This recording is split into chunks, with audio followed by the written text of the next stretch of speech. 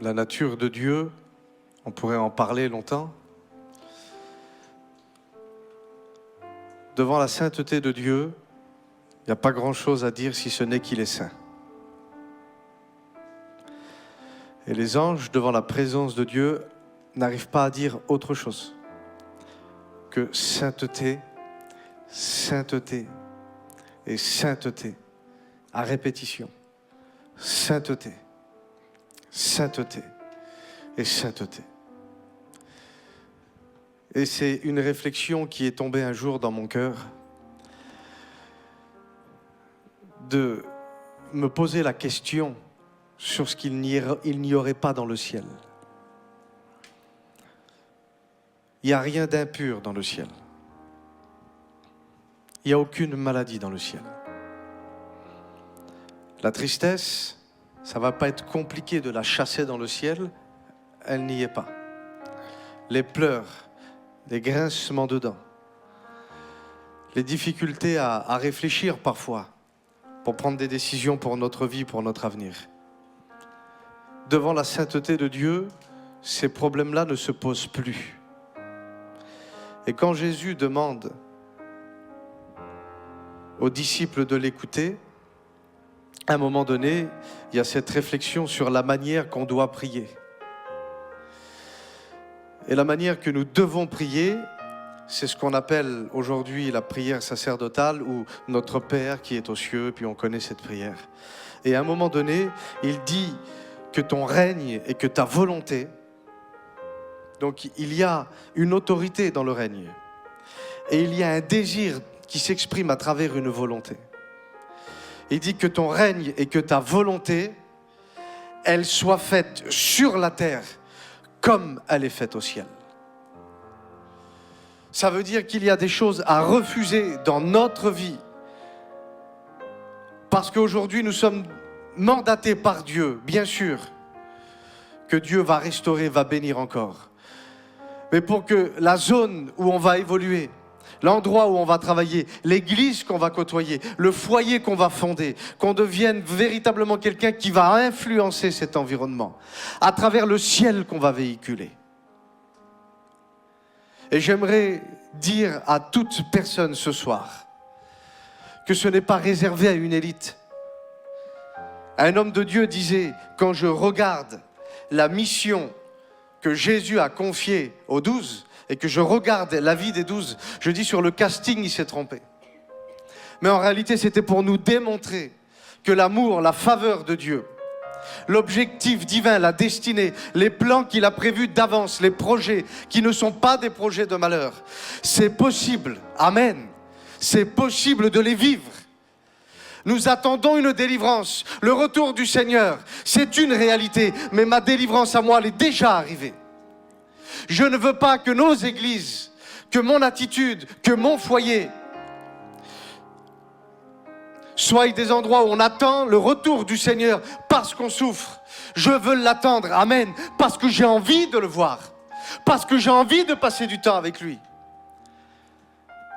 Ce n'est pas parce que j'ai vécu un problème aujourd'hui ou un problème hier que Dieu n'est pas en mesure de réparer ces choses, de me donner une solution, de faire de moi véritablement ce qu'il avait prévu. On peut retarder, oui, c'est vrai, le plan de Dieu, mais il est toujours temps, amen, d'y entrer.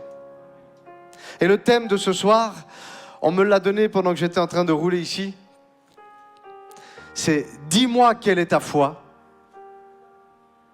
et je te dirai ce que tu peux vivre. Dis-moi quelle est ta foi et je te dirai ce que tu peux vivre. Nous sommes, si j'ai bien compris, dans une semaine où l'Église, votre Église, a passé du temps dans la prière et dans le jeûne. Et Jésus en a parlé souvent de foi. Et à un moment donné précis où il va demander aux apôtres de jeûner et de prier parce que les apôtres n'avaient pas réussi à faire ce que Jésus leur avait demandé. Et j'ai aimé l'attitude des apôtres parce qu'une délégation d'autorité leur avait été donnée. Je vous donne puissance et autorité sur toute forme d'autorité de mauvais esprits qui seront devant vous. Et ils arrivent devant un cas de délivrance et ils n'arrivent pas à obtenir la victoire. Alors on peut avoir des raisonnements. Parce que nous sommes tous un petit peu dans ce cas. Il y a certainement des choses que Dieu t'a demandé et que tu n'as pas réussi à faire. Mais je prie qu'à partir de ce soir, tu vas y arriver. À partir de ce soir, tu vas comprendre et les choses vont changer.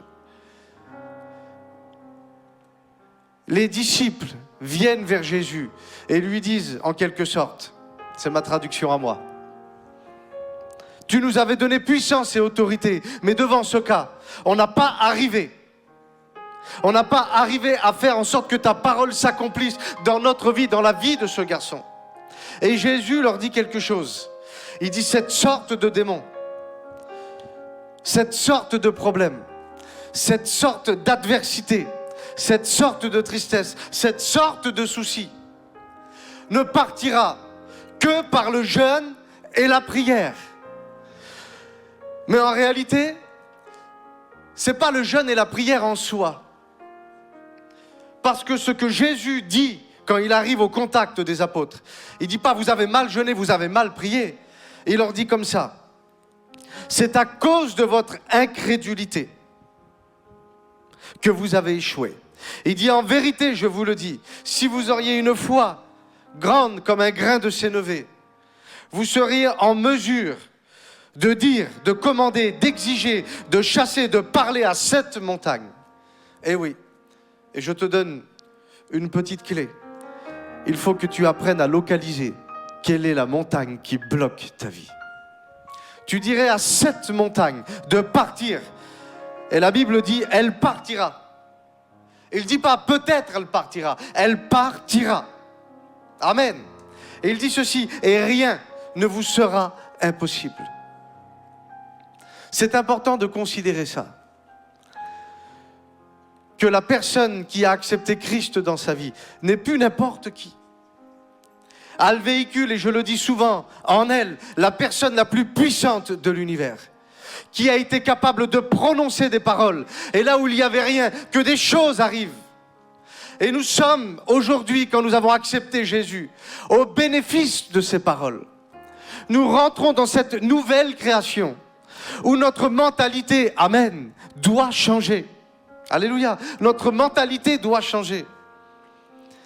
Je suis quelqu'un qui prie pour les malades. Et les malades sont guéris, mais je suis diabétique. Mais ça ne veut pas dire que je ne serai jamais guéri. Est-ce que vous comprenez? Ça ne veut pas dire que je ne serai jamais guéri. Dieu a créé des portes de repentance.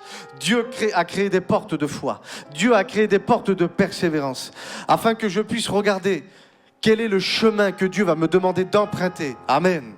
Pour que je puisse recevoir mon miracle. Et là, le chemin qu'il fallait qu'ils empruntent, c'était le chemin, amen, de la foi. Par le jeûne et la prière. Parce que le jeûne et la prière vont m'apprendre. Et je suis convaincu que tout le long de cette semaine, tu as appris ça. Elles vont m'apprendre à utiliser ma foi afin de pouvoir localiser qu'est-ce qui bloque ma vie. Pour que je ne sois plus dépendant des voies des raisonnements. Pour que je ne sois plus dépendant des voies des situations. Mais que je sois simplement, amen, dépendant de la parole de Dieu. Dépendant des paroles que Dieu a prononcées sur moi. La Bible dit ça dans le livre des Ecclésiastes au chapitre 7 et à partir du verset 8. Mieux vaut la fin d'une chose que son commencement. Est-ce que vous êtes d'accord avec ça? Alors, on dit oui, mais pourquoi vous êtes d'accord avec ça? Moi, j'ai souvent vu des personnes, et ça a été le cas à un moment donné pour ma propre vie, où on démarre, on a le feu. Ça commence, on va dire, en beauté. Et dans le parcours de notre quotidien, parce que oui, il y a des problèmes à régler. Parce que oui, des fois, on n'est pas toujours, entre guillemets, spirituel. On n'arrive pas toujours à ne pas répondre. On n'arrive pas toujours à pardonner. On n'arrive pas toujours à croire. Il y a un moment donné où l'ennemi va commencer à neutraliser notre vie et essayer de faire en sorte que les situations nous fassent rentrer dans un état d'incrédulité. Et la Bible le dit que Jésus avait dit, c'est à cause de votre incrédulité que ce problème, vous n'avez pas réussi à le régler. Mais si tu rentres véritablement dans la présence du Maître, dans la présence de Dieu, par le jeûne, par la prière, tu vas réaliser certaines choses où Dieu va te révéler des situations, où Dieu va te montrer qui tu es, où tu vas être en mesure de pouvoir exercer l'autorité qu'il t'a donnée. Voici les signes qui vont accompagner ceux qui ont cru. Amen. J'aimerais te poser une question. Qui c'est qui croit? Lève la main ce soir. Qui c'est qui croit? Alors c'est une question simple. Où sont les signes? Mieux vaut la fin d'une chose que son commencement. Parce qu'on peut bien commencer, bien sûr, que quand on a reçu Jésus, les choses sont chamboulées. Et comme je vous le dis, quand on arrive dans le parcours de tous les jours, il y a tellement de choses qui viennent s'installer. Et l'habitude est là. Et on s'habitue. Je m'étais habitué, où les malades venaient devant et qu'ils n'étaient pas guéris. Où on s'habitue que les personnes qui sont chargées, qui prennent des cachets, qui sont dans la dépression, eh ben non. On attend toujours que peut-être un jour Dieu fera. Et on va se résoudre à dire quelque chose. Dieu fait ce qu'il veut quand il veut. Et je l'ai déjà dit la dernière fois quand j'étais ici. Mais si Dieu fait ce qu'il veut quand il veut, regardez ce que je fais.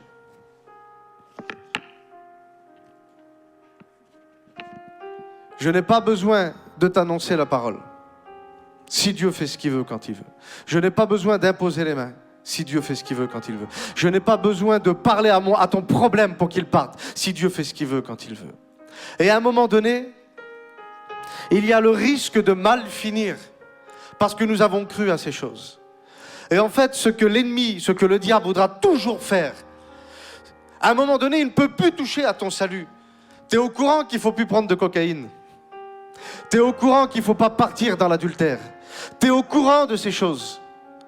Mais il vient attaquer ta fondation. Il vient attaquer ta foi. Tu sais comment? Avec des mauvaises réflexions qu'il semblerait spirituelles. Satan est venu vers Jésus pour le détourner du plan de Dieu avec des versets de la Bible. Et des fois, une mauvaise croyance, elle ne t'emmènera pas en enfer, mais elle va paralyser ta vie. Parce qu'on est, à un moment donné, fixé par les choses qu'on voit, les choses qu'on ressent. Et on n'est plus fixé et focalisé sur ce que Dieu avait dit.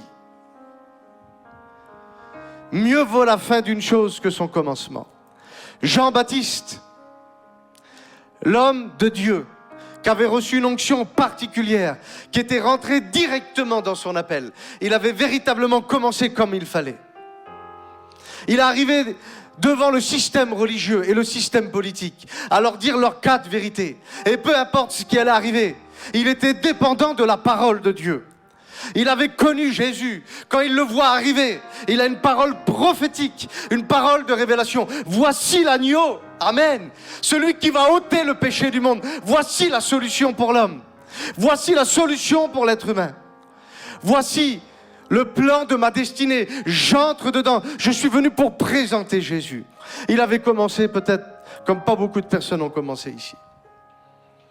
Et moi, ce qui m'a choqué à un moment donné, on le retrouve dans l'évangile de Matthieu à partir du chapitre 11. Il est pris dans un problème. Il est pris par une oppression.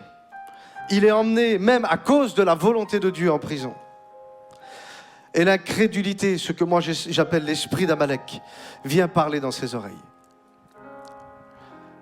Et vient le faire douter de sa position. Vient le faire douter de sa mission. Vient le faire douter de véritablement qui il était. Mais encore pire, de qui était Jésus. Et regardez ce qu'il dit.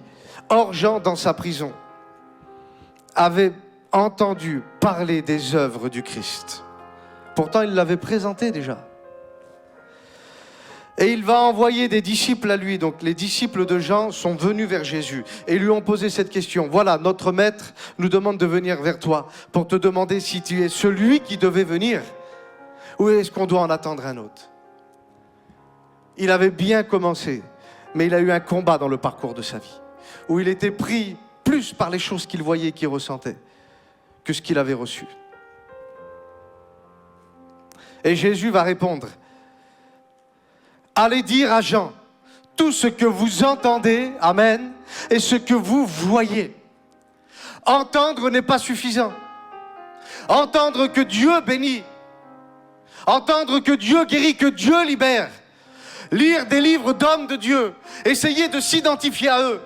Et au bout d'un moment, on est dans notre vie et on entend des belles choses, mais parce qu'on ne les voit pas de nos propres yeux.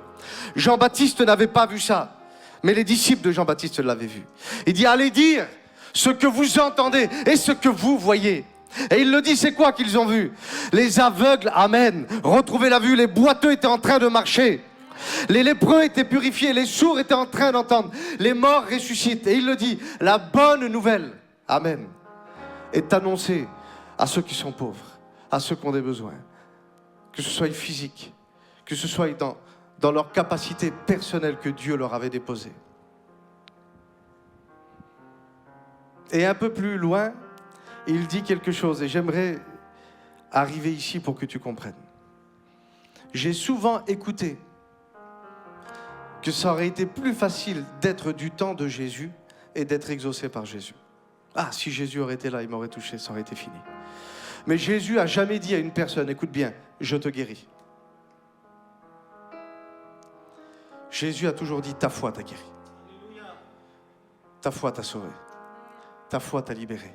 Ta foi a guéri ta fille. Ta foi, elle a guéri ton serviteur là-bas. Donc ça veut dire que Dieu ne se défausse pas, c'est pas ça. Mais Dieu t'a donné la capacité à toi, oui, à toi, à moi, d'obtenir ton miracle ce soir. Et regardez ce qu'il est écrit. Depuis les jours de Jean-Baptiste jusqu'à présent. Donc c'est un temps bien défini, c'est pas notre temps à nous. Le temps de Jésus, de Jean-Baptiste, jusqu'à présent. La Bible dit que le royaume des cieux est soumis à la violence. Il a été forcé, ce sont les violents qui le ravissent et qui s'en emparent. Beaucoup de fois on a dit, ce sont les violents, ce soir il faut te faire violence. On le dit, c'est bien, il faut persévérer. Mais là c'était dans le temps de Jean-Baptiste jusqu'au temps où Jésus parlait, Matthieu 11. Pourquoi il disait ça? Parce que les portes du royaume étaient fermées. Les portes du royaume étaient fermées. Les portes du royaume, elles se sont ouvertes. Elles ont commencé à s'ouvrir. Quand Jésus a commencé à dire, pardonne-leur, Père, parce qu'ils ne savent pas ce qu'ils font. Et les portes du royaume étaient en train de s'ouvrir. Et quand il a commencé à dire, tout est accompli, les portes du royaume étaient encore plus de s'ouvrir. Et quand il a dit, en toi, je remets mon esprit, les portes du royaume se sont ouvertes à ce moment-là. Et elles ne se sont jamais refermées. La Bible dit qu'au moment où il a prononcé ce cri final, que le rideau qui était dans le temple, qui servait à séparer les hommes de la présence de Dieu, a été déchiré de manière définitive, de haut jusqu'en bas. Ça veut dire que c'est une implication du ciel qui est venue sur la terre. À cette époque, les hommes se faisaient violence pour monter. Mais dans notre époque, tu dois réaliser que Dieu est descendu. Et si des hommes et des femmes, et vous le prenez, Matthieu 5, Matthieu 6, Matthieu 7, Matthieu 8, Matthieu 9, Matthieu 10, il y a eu des délivrances, il y a eu des guérisons, il y a eu des mots qui ont été donnés par Jésus, des restaurations, des foyers entiers qui ont été bénis, alors que les portes étaient fermées, mais la grâce de Dieu était là.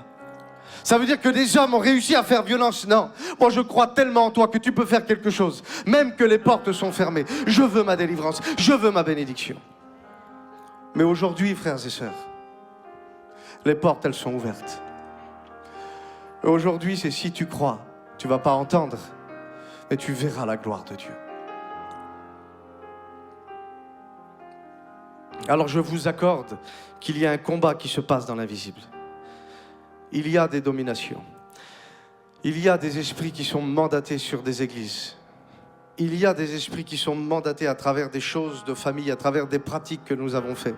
Que quelque part, nous ne sommes pas responsables. J'ai souvent écouté qu'on ne croit pas aux liens de génération, mais nous sommes quand même sous la tutelle de ce que Adam avait fait. Et quand je me positionne en Christ, je dois être au bénéfice de ce que Christ veut m'apporter. Il y a une attitude qui va déclencher la bénédiction ce soir. De se positionner comme étant une personne guérie, même que nous sommes malades. De se positionner comme étant une personne qui est libre, même si quelquefois il semblerait que nos nuits sont réclamées. Et oui, de toute façon, la Bible le dit, c'est un principe spirituel. Satan vous a réclamé Donc si c'est un principe spirituel que Satan réclame des choses et que Jésus dit voici le moyen pour sortir de ces réclamations, je prie pour que ta foi ne défaille pas. La foi, plus que des mots, plus qu'une action, elle doit être une position. Et ce soir, si je suis positionné véritablement dans qui je suis, dans la foi que Dieu m'a donnée, aucune réclamation ne peut vivre à travers moi. Mais moi, je peux faire vivre la réclamation divine à travers moi. Je suis en mesure de prier pour des gens et qui reçoivent leur bénédiction. Tu es en mesure de prier pour ton mari qui n'est pas encore à Dieu, mais que les chaînes vont briser. J'ai vu tellement de fois ces choses-là. Et Abraham, qui est le père de la foi, à un moment donné, il y a une situation qui est compliquée pour lui. Et c'est une image prophétique pour nous. La Bible dit que son neveu avait été emmené en captivité. Et ça n'avait pas plu à Abraham. Il n'a pas consulté Dieu. Mais la Bible dit qu'il a armé 318 de ses plus braves serviteurs qui étaient nés dans sa maison. Pour moi, c'est l'image de la nouvelle naissance, qui était nés dans la foi. Il n'a toujours pas prié et il est parti dans le camp ennemi, récupérer sa famille et récupérer tous les biens qui étaient à sa famille. Et la Bible dit que quand il est rentré chez lui, que Melchisédek est venu à sa rencontre. Ça, c'est un cœur d'adorateur. Ça, c'est un homme qui a été trouvé comme étant un adorateur par rapport au ciel. Pourquoi je dis ça? On cherche Dieu dans nos réunions. Mais la Bible dit que l'adorateur, c'est Dieu qui le cherche. Et Abraham n'a pas demandé des choses à Melchisédek. C'est Melchisédek qui est venu vers lui. C'est Christ qui est venu vers lui. C'est Christ qui est venu dresser une table. Et qu'il a dit, si tu as fait ça, si tu as obtenu la victoire, c'est parce que Dieu te l'a donné. Pourquoi? Parce que son attitude plaisait à Dieu. Et le mot que j'ai à te donner ce soir, tu fais comme cette femme devant ce juge et tu réclames tes droits. Tu réclames ce qui est à toi. Tu réclames ta liberté. Tu réclames tes nuits. Ces cachets, je n'en veux plus. Ces douleurs, je n'en veux plus. Ces fausses idées, je n'en veux plus. Je suis paralysé parce que je ne sais pas dans quelle église je vais servir. Je ne sais pas plus tard quel mari tu vas me donner, mais je me positionne dans la foi et dans la tranquillité. Et je me dis qu'aujourd'hui, je ne vais pas me faire violence, non. Parce que j'ai simplement à croire et les paroles vont être données du ciel. Amen, alléluia. La Bible dit quelque chose. Avec Dieu, tout est possible. Nous étions en train de faire une réunion et j'étais en train de prêcher sur la construction. Et je disais que si Noé avait arrêté de bâtir, à un moment donné, eh ben, personne n'aurait pu rentrer dans l'arche. Et parce qu'il s'était arrêté, s'il se serait arrêté, eh ben, il y aurait des gens qui n'auraient pas été au bénéfice de ce que Dieu est en mesure de donner. Beaucoup de gens seraient perdus. Mais je dis parce qu'il a été jusqu'au bout, il a réussi à sauver 7 personnes. Et nous, aujourd'hui, nous sommes dans l'église en train de dire que Dieu est vivant. À travers l'obéissance qu'il a eue, nous sommes aujourd'hui ici présents. Et nous pouvons dire que Dieu est vivant. Amen. Et pendant que j'étais en train de prêcher ça, il y avait un pasteur qui était là, qui avait au moins 35 ou 40 ans de ministère, qui pour moi était un évangéliste et pasteur formidable. Il avait, par la grâce de Dieu, réussi à fonder 3 œuvres qui fonctionnent encore aujourd'hui. Et c'était un homme qui prêchait 3 à 4 fois par semaine. Mais à ce moment-là où j'étais en train de prêcher, il avait une maladie aux cordes vocales. Il avait un problème dans ses cordes vocales. Et lui, il s'était résolu à quelque chose. Parce que la voix du raisonnement logique qui laisse passer des pensées sataniques avait eu raison de lui. Comme Jean dans la prison. Est-ce celui qui doit venir? Est-ce qu'on doit en attendre un autre?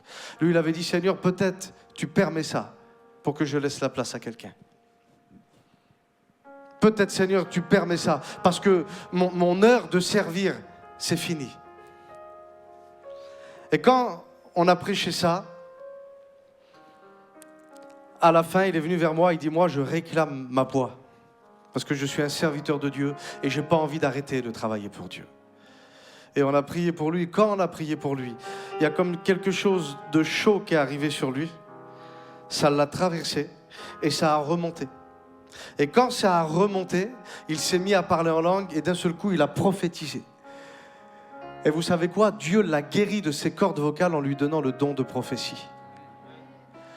Pourquoi? Parce qu'il a réclamé son ministère. Il a réclamé ce qui était à lui. Nous étions vers Bergerac et on était en train de faire une mission. Et on prêchait sur l'identité en Christ. Qu'il y a des choses que nous avons le droit de dire et que l'ennemi n'a pas le droit de dire. Et à la fin, une femme s'est approchée. Elle faisait 40 kilos à tout casser. Et j'ai dit, c'est quoi ton problème? Et elle a dit, j'ai un bébé dans le ventre. Et on ne le voyait pas. Elle a dit, j'ai un bébé dans le ventre. Et à cause de ce bébé, j'ai attrapé une maladie. Et elle a dit, mais les docteurs m'ont dit que le bébé allait mourir. Et j'y ai demandé simplement de faire quelque chose. J'ai dit, est-ce que tu crois? Elle a dit oui. J'ai dit, est-ce que tu crois que Dieu t'a donné cet enfant? Oui. Donc, il n'en saurait être autrement que si Dieu te l'a donné, que c'est une confirmation, que tu avais reçu des paroles, qu'aujourd'hui, l'ennemi ne peut pas te prendre ça. Alors, j'ai dit, tu mets ta main sur ton ventre. Et on a réclamé la santé de ces deux personnes. Ils ont été brisés sur le champ. Il s'est passé quelque chose. Et on a laissé faire. Et la semaine d'après, le pasteur qui nous avait invités nous a rappelé pour nous dire que le petit bébé était en bonne santé aujourd'hui. Il est là. Amen. Et que la mère avait été guérie totalement dans le nom de Jésus. C'est ce que Dieu veut faire encore ce soir. Écoute. Et pourquoi? Parce qu'il y a des personnes qui ont décidé de se lever et de croire à ce que Dieu disait. Il y a tellement de voix. Peut-être que tu es venu des dizaines de fois faire prier pour toi et que tu dis « Je ne serai jamais guéri ». Raisonnement. Ma mère est malade. Elle est chrétienne, une femme de Dieu comme ça. Et elle n'a jamais été guérie. Ce n'est pas sur une base des œuvres. Mais comme le titre de mon message le dit, montre-moi ta foi et je vais te dire ce que Dieu va te donner. Nous étions dans un séminaire en Espagne où on faisait des réunions pour les foyers. Et je vois un garçon arriver pour qu'on prie pour lui. Et je me rappelle de ce garçon. Nous avions prié pour sa sœur il y a quelques mois auparavant. C'était le jour du mariage de ma nièce. Et on m'appelle, on me dit « Chris, est-ce que tu pourrais venir? Il y a un problème. » Et quand j'arrive dans la pièce, il y avait une fille en train de faire le serpent. Et dès qu'elle me voit, elle commence à me taper dans les jambes. Et on a prié pour elle au nom de Jésus et Dieu, amen, l'a délivrée. Et je vois ce garçon arriver et je dis « Tu n'es pas le frère de un tel ?» Il me dit « Oui. » Il dit « J'ai donné mon cœur à Dieu. » Amen. Et je dis « Qu'est-ce que tu veux ?» Il dit « Tu as parlé de la réclamation, que Satan pouvait réclamer des choses. Et moi, j'ai envie de réclamer ce que Satan tient dans ses mains. » Je dis « C'est quoi ?» Il dit « Je réclame ma famille. Je réclame mon baptême. » Il dit « Parce que j'arrive pas à aller plus loin. J'arrive pas à aller plus loin. » Il dit « Je réclame mon baptême et je réclame ma famille. » On s'est mis à genoux tous les deux. Et regardez, on a réclamé sa famille. Et on a demandé à tous qui tenaient sa famille de lâcher. À tout travail qui avait été fait de près, de loin, de lâcher dans le nom de Jésus, de toute forme d'incrédulité qui avait été envoyée pour les tenir en captivité, de lâcher dans le nom de Jésus. Écoutez, le soir, ses parents étaient dans le séminaire, mais c'était des inconvertis totales. Le soir, on était en train de prier pour sa maman qui était possédée et que Dieu a délivré dans le nom de Jésus. Devant son mari qui était un inconverti, qui était là et qui a vu la gloire de Dieu. Il dit, si Dieu est vivant pour ça, il dit, moi je veux que vous touchiez ma vie afin que je sois guéri. Et Dieu l'a guéri aussi dans le nom de Jésus. Et quand ces personnes sont reparties en bas, parce qu'on était dans un hôtel, il y avait de la famille à eux qui étaient là, qui ne se parlaient plus depuis des années. Ils se sont tous demandé pardon. Dieu avait restauré une famille complète. Et les personnes qui demandaient pardon en même temps étaient délivrées des exomiles qui les tenaient. Vous n'avez pas idée de ce que Dieu est en mesure de faire quand on commence à réclamer ce qui nous appartient. On va prier le Seigneur.